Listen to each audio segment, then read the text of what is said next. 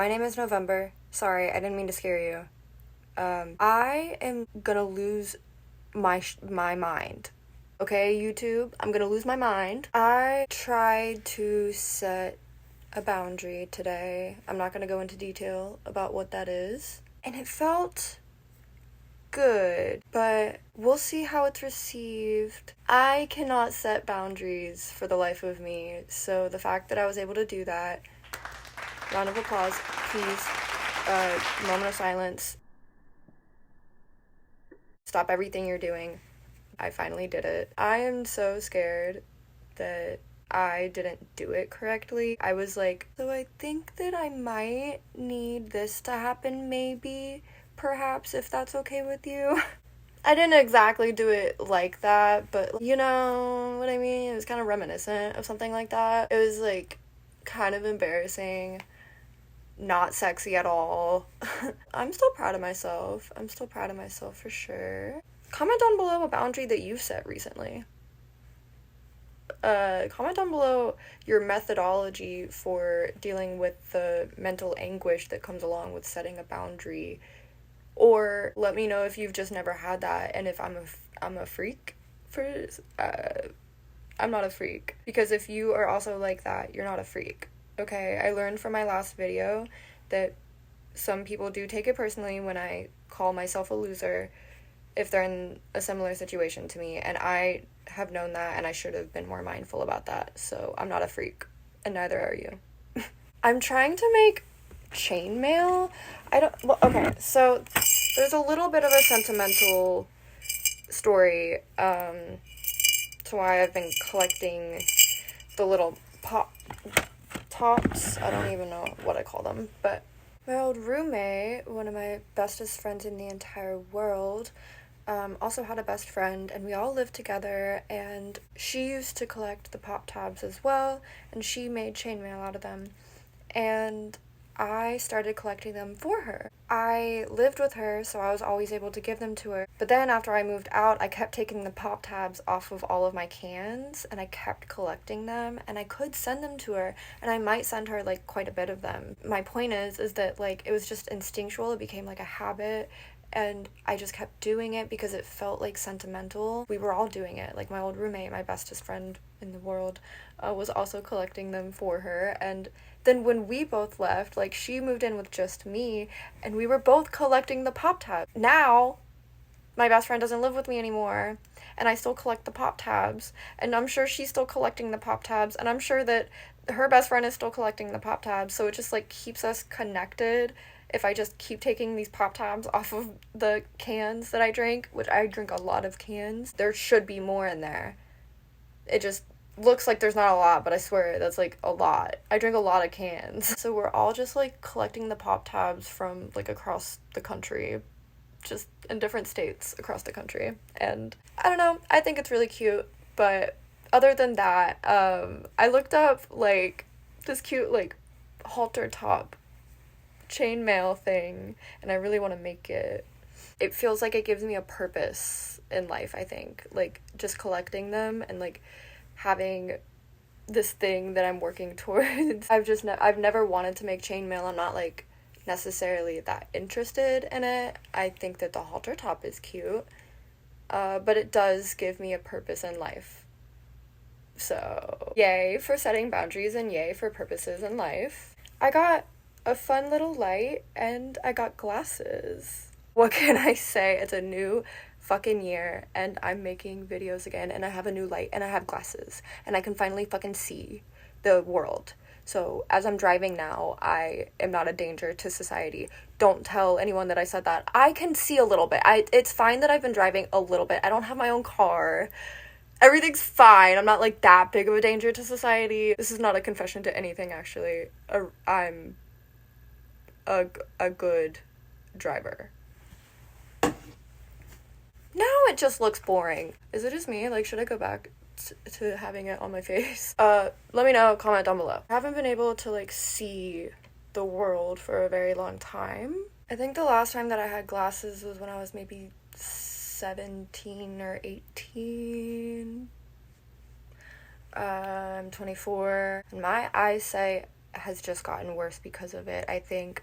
So if you're like me and you're progressed, hold on, wait, there was this girl that my ex cheated on me with that was allergic to grass, and he was like outside all the time. I was like, he like confessed his love to her and confessed his love to her to me. I was like, she's allergic to grass.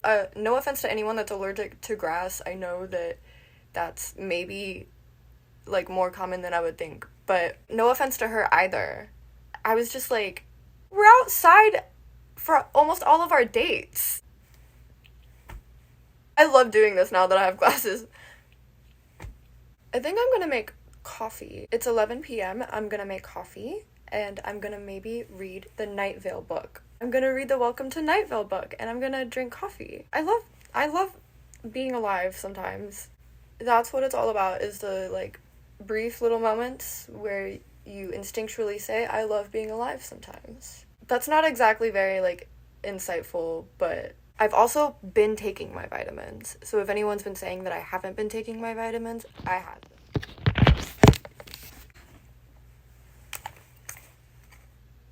I've been taking them almost every day, and I have never done that before. So, round of applause. I've been taking my vitamins, so you want to be like me. This message has been brought to you by vitamins, or wait, Ollie, the Ollie Women's Multivitamins. This isn't sponsored actually, but sponsor me. Because I've been taking you. That sounds very, kind of, so in 2025, we are setting boundaries, we are taking our vitamins, we are, what was the other thing, seeing the world? No, there was something, like, meaningful, I don't remember. We're doing all of what I've said before in 2025. I'm gonna rewatch this because I apparently already forgot. Okay, maybe there wasn't something else, but we are setting boundaries and we are taking our vitamins in 2025 and beyond. The thing that I forgot was life purposes. I forgot that we were figuring out our life purposes in 2025. My bad.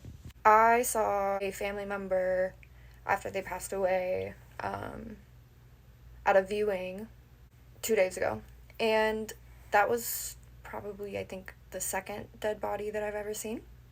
The first one really got me. This one did not feel real at all and has not sunk in, has not made me feel much of a way.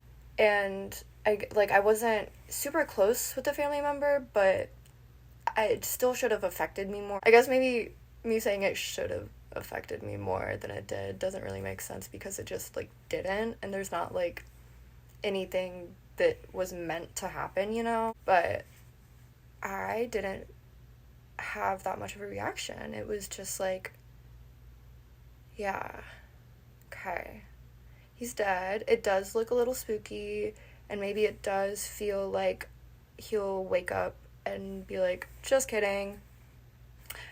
I know that that's kind of morbid, but that's also what my little cousin said, and that's also what someone else said, and it's like, it's just a natural feeling when you're looking at someone that's dead, that you assume that they're gonna, like, sit up.